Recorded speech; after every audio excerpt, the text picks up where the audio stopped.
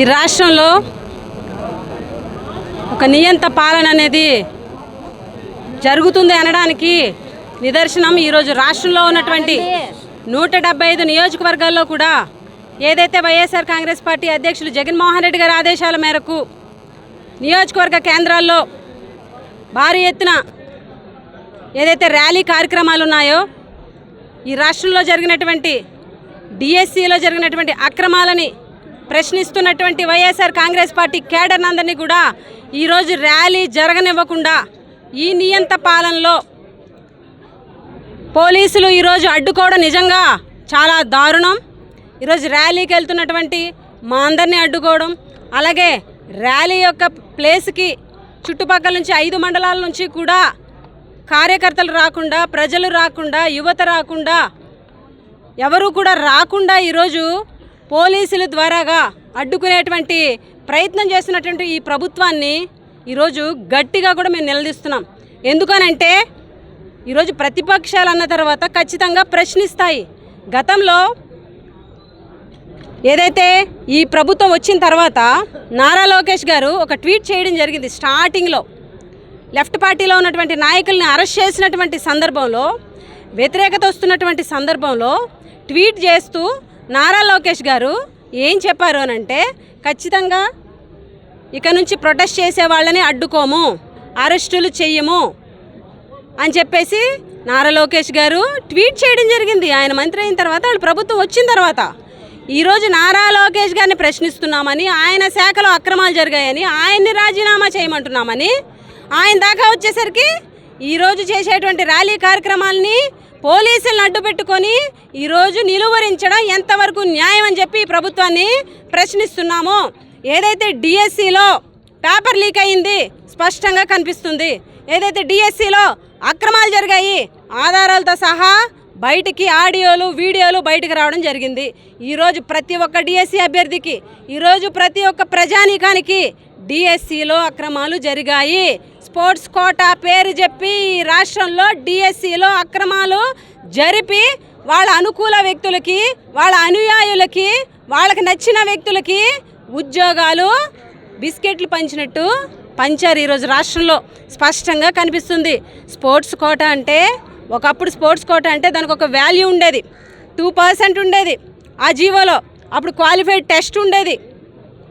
Qualified test అనేది ఇప్పుడు 3% sports quota 3% పెంచి క్వాలిఫైడ్ టెస్ట్ని తీశారు. ఇంకొక ఎగ్జామ్, ఇంకొక జాబ్ అంటే అనుకోవచ్చు. టీచర్ ఉద్యోగం, ఉపాధ్యాయ ఉద్యోగం. ఉపాధ్యాయుడు అంటే కొన్ని వేల మంది విద్యార్థులకి విద్యాబుద్ధులు నేర్పిస్తూ వాళ్ళ భవిష్యత్తుకి బాట వేసేవాళ్ళు ఉపాధ్యాయులు.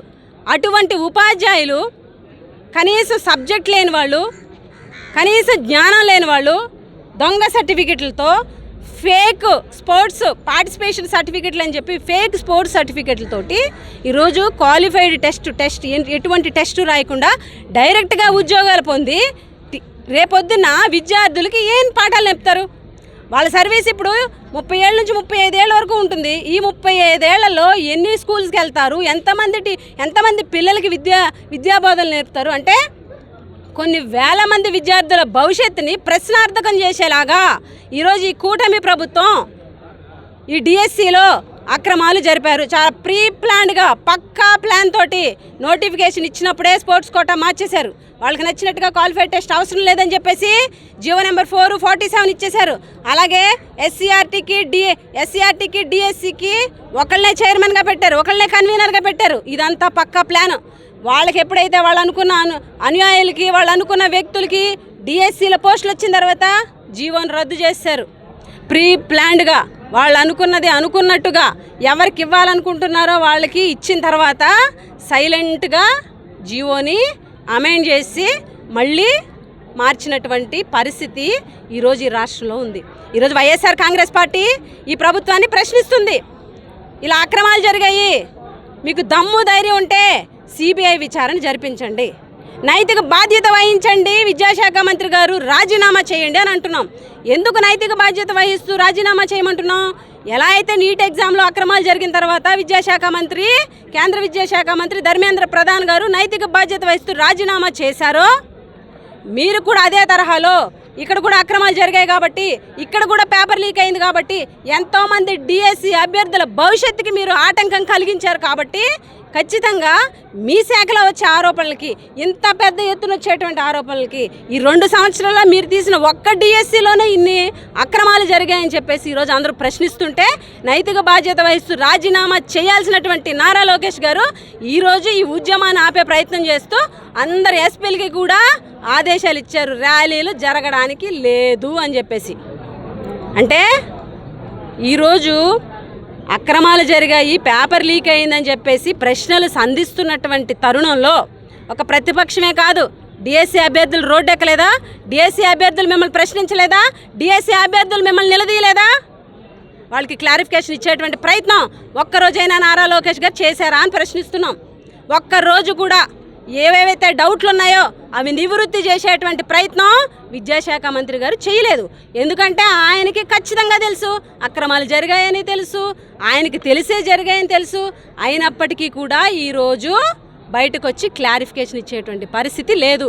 ఇప్పటివరకు ఎన్ని ప్రభుత్వాలు చూసామో అన్ని ప్రభుత్వాల్లో ఏదైనా అక్రమం జరిగింది, అవినీతి జరిగింది అని ప్రతిపక్షాలు కానీ ప్రజలు కానీ ప్రశ్నించినప్పుడు ఖచ్చితంగా సంబంధిత శాఖ మంత్రి వచ్చి క్లారిఫికేషన్ ఇచ్చి ప్రజల యొక్క డౌట్స్ని నివృత్తి చేసేటువంటి ప్రభుత్వాలు గతంలో ఉన్నాయి.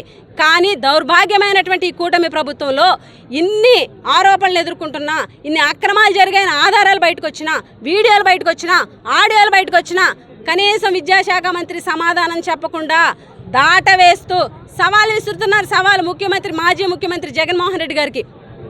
ఈరోజు సవాలుతోటి ఆన్సర్ అయిపోద్దా?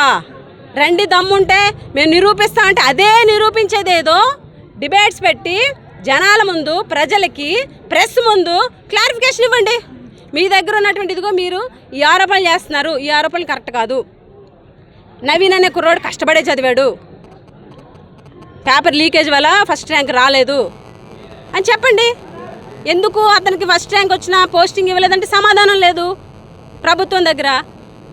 ఇలాగ స్పోర్ట్స్ కోటాలోని ఇన్ని అక్రమాలు జరిగినాయంటే పార్టిసిపేషన్ సర్టిఫికేట్ ఇచ్చేమని నిస్సిగ్గుగా ఈరోజు ఒప్పుకుంటున్నారు. పార్టిసిపేషన్ సర్టిఫికేట్ తోటి ఎలాగ డిఎస్సిలో ప్రభుత్వ ఉద్యోగం, అది కూడా ఉపాధ్యాయ ఉద్యోగం ఎలా ఇస్తారు? కొన్ని లక్షల మంది, ఈరోజు 3.5 లక్షల మంది పాపం 5-6 ఏళ్ళుగా కష్టపడి చదివి రాస్తే సింపుల్గా ఫేక్ సర్టిఫికేట్లు తెచ్చి లక్షలు, 10 లక్షలు, 15 లక్షలు, 20 లక్షలు పలికింది ఒక పోస్టు మార్కెట్లో. ఆడియోలు వీడియోలు చూశారు కదా, వచ్చి కొట్టుకెళ్ళిపోయారు గద్దల్లాగా. మరి కష్టపడిన వాళ్ళ పరిస్థితి ఏంటి?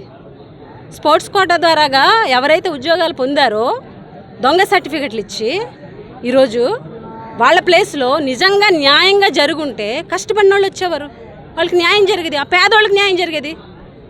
ఈరోజు పేదవాళ్ళకి, పేద డిఎస్సి అభ్యర్థులకి పాపం ఎన్నో ఆశలు, కళలు పెట్టుకున్న, భవిష్యత్తు మీద కళలు, ఆశలు పెట్టుకున్నటువంటి వాళ్ళకి అన్యాయం చేసినటువంటి ప్రభుత్వం ఈరోజు ప్రజలకి, ప్రతిపక్షాలకి, అభ్యర్థులకి సమాధానం చెప్పలేక పారిపోయి ఈరోజు ఉద్యమాల్ని అణిచివేయాలని, మా గొంతుల్ని నొక్కాలని, ప్రశ్నించే గొంతుల్ని ఆపాలని చూస్తున్నటువంటి ఈ ప్రభుత్వానికి ఈ రోజు నుంచే కౌంట్ డౌన్ స్టార్ట్ అయ్యింది. రాబోయే రోజుల్లో ప్రజలే మీకు బుద్ధి చెప్తారని హెచ్చరిస్తూ సెలవు తీసుకుంటున్నారు.